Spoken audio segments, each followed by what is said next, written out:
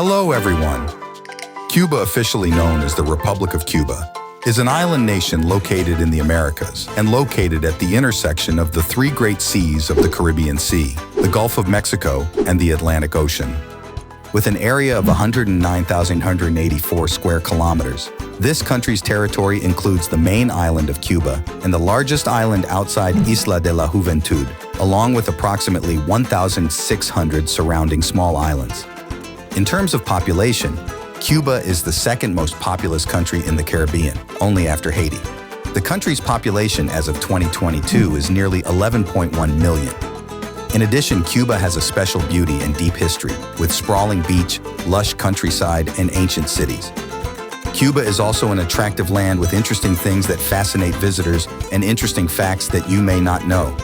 In this video, let's discover interesting facts about the country of cigar. Watch the end of the video to not miss out on what you don't know about this country. And don't forget to like and subscribe to support the channel.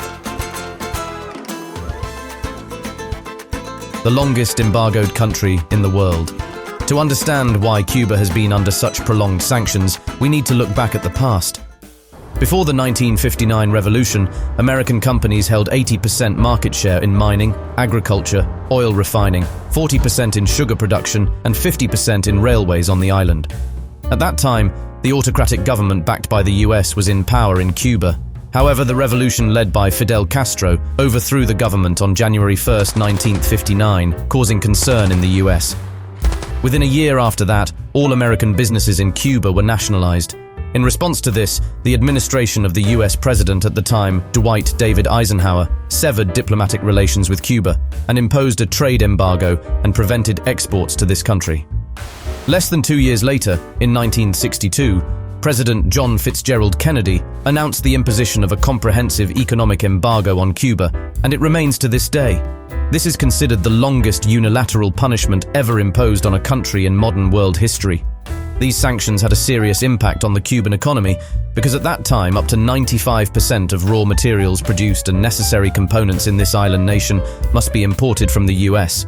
And at the same time, this was also an important export market of Cuba. This caused the Cuban economy during the embargo period to become paralyzed due to lack of supply and loss of the main market.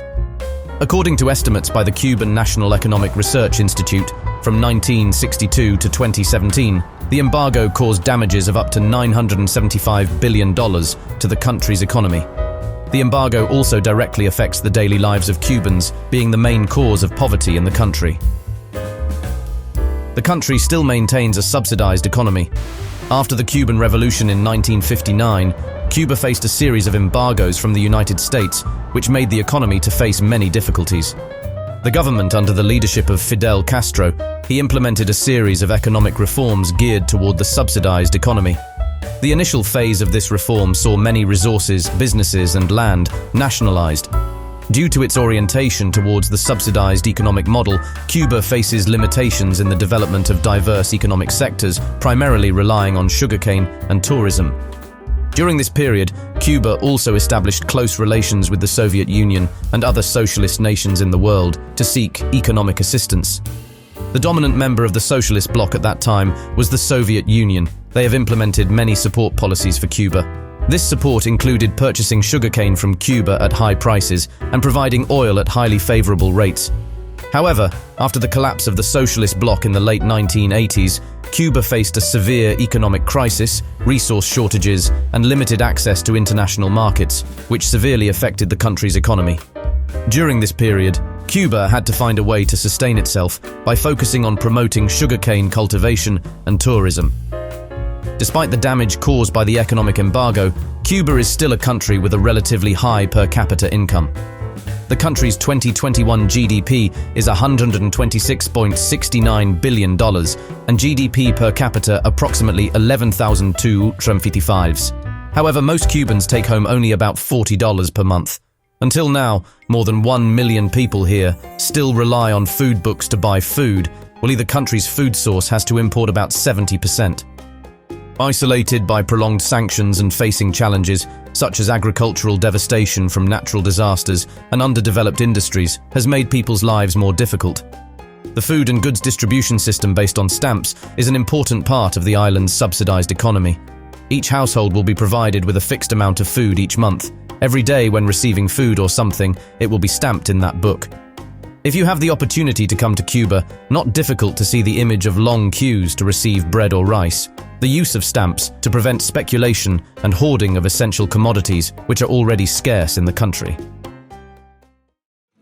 When you arrive in Havana, you will be amazed by the colorful vintage cars moving on the streets. For collectors, these vintage car could be a paradise, but for the Cuban people, it's just the normal, because there isn't much choice. Years of embargo have led to limited options for imported car brands in the country. This forces people to use old models from decades ago.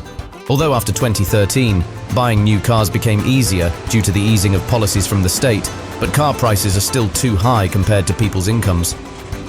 Because they don't have conditions to use new cars, so Cubans reluctantly became car mechanics to repair old cars. Spare parts are also scarce, only available on the black market. Today, vintage cars in Cuba not only serve transportation for locals, but also especially important in the tourism industry. Although some models have high value, they still can't be sold due to the embargo policies. However, these cars remain an integral part of Cuba's unique and fascinating cultural landscape. Although there are hundreds of brands of cigars in the world, but Cuban cigars are always appreciated for their quality and value. Famous cigar brands such as Cohiba, Montecristo, Partagas, usually their prices will vary between brands. Among them, Cohiba Bejaque is known as the most expensive and rarest Cuban cigar brand, with prices ranging from about $2,000 to $5,000 per box of 10 cigars, depending on the stage. However, the Cuban cigar market also has its dark side, with the existence of black markets offers alternatives for those seeking to save costs. Smuggled cigars are often imported from neighboring countries or smuggled out by workers from factories. Although the Cuban government has taken many measures to control the production and distribution of cigars, but the issue of smuggled cigars persists, impacting the official market of the country. Using Coca-Cola was once illegal in this country. Coca-Cola is the best-selling soft drink in history, as well as one of the most ubiquitous brands in the world. However, it was once prohibited in Cuba. In 1906, Coca-Cola factories were present in Cuba. After the Cuban Revolution resulted in the nationalization of the company's assets, soft drink production was completely stopped. The changes in Cuba's political and economic structure also caused the US government to impose a trade embargo, including a ban on exporting Coca-Cola to this island nation. This ban has existed for nearly 60 years and was lifted in 2015. However, the import of this drink into Cuba is still limited. Despite some changes and improvements in the relationship between the two countries, the sale of Coca-Cola in Cuba has not been fully restored to date. Currently, you can only find this soft drink in hotels, restaurants, shopping centers, and places for tourists. Sometimes you can still find a Coca-Cola retail store imported from Mexico, but costs twice the normal price. 15 years old is the most important age for Cuban girls. The 15th birthday is a special occasion for the girl in Cuba. This is a ceremony marking the transition from a girlhood to a womanhood, and the importance of this coming-of-age ceremony can even be compared to a wedding. For families in Cuba, the level of organization of this party for their daughters is as high as possible. The young girl will be meticulously made up and wear a gorgeous dress, sit in a convertible or horse-drawn carriage, and then walk through streets. The venue for the celebration is typically a luxurious hotel or a private home, decorated with flowers and bright balloons. Depending on the customs of each region, the family will organize a number of different ceremonies. The girl's parents and relatives will be present at the ceremony first, then the girl is escorted inside by her boyfriend.